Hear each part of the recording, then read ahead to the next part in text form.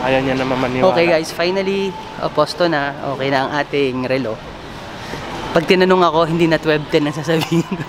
Kasi pag tinatanong ko, every time tatingin ako dito, alam nyo kung anong oras, 12:10 ako ng 12:10, promise. Oh, finally, we're here again in Aix-en-Provence.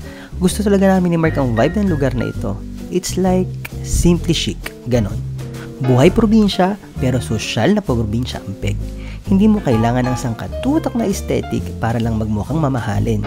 Yung mga streets, shops, and people pa lang dito, sapat na. Besides, this is very famous for its beautiful fountains. Kaya tara, let's check them out. So ngayon guys, nandito kami ngayon sa another shopping center. Another shopping center? Just the Buffon. This is another shopping center. Magpapalagi lang naman ako ng kasi nagdala ako ng relo. Siyempre, naka-perlas ng silanganan tayo. Kaya tinernuhan ko siya ng Mother of Pearl na relo. Ayan Mother of Pearl. Kaso, the problem is, wala palang battery. So, may pagpunta ko dito ng France, na wala palang battery yung yung relo. So, ayun na. Bawal ang camera, no? Mahal ba dito ka nagkakape? Kailangan ko na ng kape, kanina pa ako tulog. Akala ko magkakape tayo sa X. Mamaya. Bawal mag-video? Oo. Oh guys, narinig nyo yun. Mamaya na tayo mag-chismisan kasi bawal mag-video dito sa loob. So ito na nga, gaya ng sinabi ko sa inyo kanina, bago tayo mamasyal sa Aix-en-Provence, dumaan na muna tayo sa shopping center niya para magpalagay ng battery sa aking Braille watch. Yes, ang Braille po ay isang Italian-made watch and is a product of basically Milan. At sabi nga sa commercial nito, don't touch my Braille. At grabe kasi yan yung ginagawa ng dalawa. Bumibili sila ng kaskas. Ilang kaskas yan bale? Low. Tingnan natin ang ating swerte ngayong araw na ito. Pag nagbabakasyon kami, hindi nawawala yung kaskas. Promise. Allora.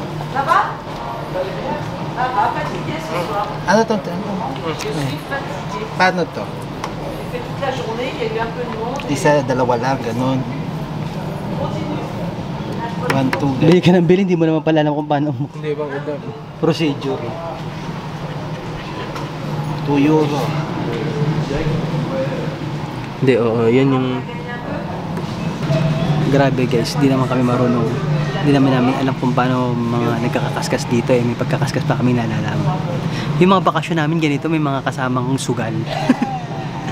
Magsusugal. Ayaw niya naman maniwala. Okay guys, finally, posto na. Okay na ang ating relo. Pag tinanong ako, hindi na 12:10 ang sasabihin ko.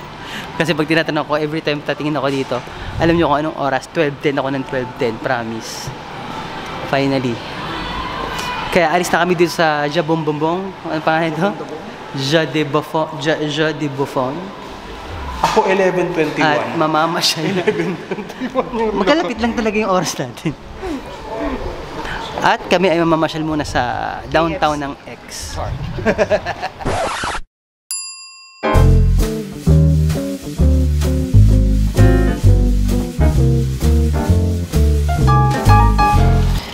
Okay. Bakit ka nabwisit sa pagpaparking? Actually, kami ay sa level 4 nakapag-park. Nabwisit ako sa iyo. Bakit? Na ano kita?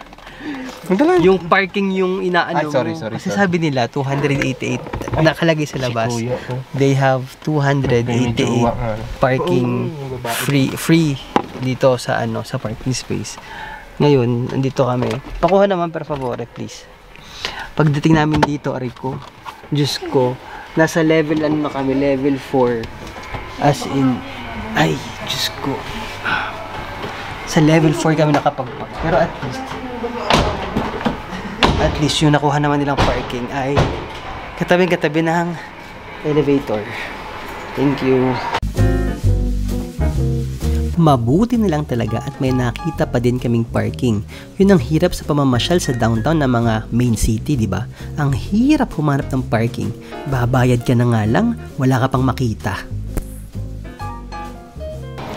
Guys, nandito na kami sa downtown Aix-en-Provence. It's our parang anong times na natin to? third, fourth. Parang pag hindi third, fourth time na natin dito sa X. Third time nyo na ba? Parang fourth na nga ata eh. Pero bongga pa rin dito guys. Very ano pa rin. Cozy, relaxing, social. Pag may mga mayayaman kasi, dito sila talaga nagbabakasyon sa Provence. Dahil chill, ganyan. Tapos, ano, yan, kikita nyo naman, chill-chill ang mga tao.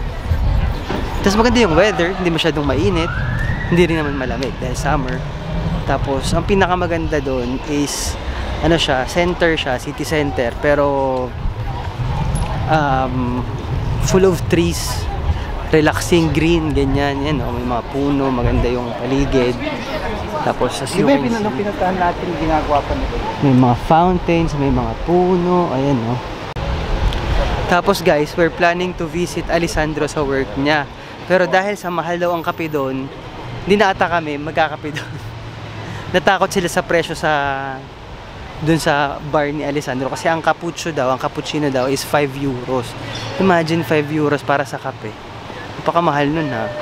Kasi sa atin, magkano ang kape sa atin? 150, 180. 210. So, double pala yung price ng andito. Cappuccino ba tawag ko? Cappuccino, cappuccio, the same. Ito yung famous square ng EXO. Ayan. At ayun yung pinaka circle nga pala. Circle pala siya. At yan yung fountain. Iba talaga dito. Ang ganda ng vibe. May windy. Tapos ang daming tao sa labas. Yun lang. Kahit nag-experiment tayo. Masyadong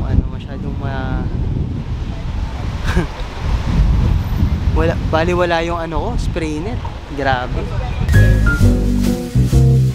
At dito naman nagwo-work ang aming friend na si Alessandro. Dito sa main square ng X. Di ba bongga? And kung hindi nyo tatanong, medyo head barman lang naman ang friend namin na yan. Kaso, ayaw nilang istorbohin eh. Kaya sige, pasyal na muna tayo. Maghahanap tayo ng pagkakapihan. Bakit ba ayaw nyo magkape sa bar ni Alessandro? Hi! Sally, hi! Ayun nga, di ba nakaloka sila? Anyway, naghahanap kami ng pagkakapihan at hindi ko maintindihan bakit ayaw nilang magkape kina Alessandro. Eh, akala mo naman, di afford. Ang yaman-yaman ng kasama ko, oh.